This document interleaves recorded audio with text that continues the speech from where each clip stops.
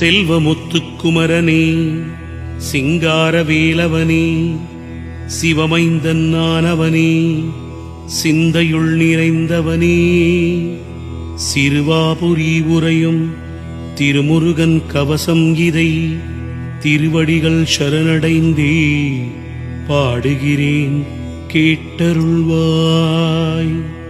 செல்வ வளம் பெருகிடவே, சொந்தமனை வீடும் அமைந்திடவே, தினம்தோறும் இதை ஓதிடவே வரமெனக்கு அருளிடுவாய்.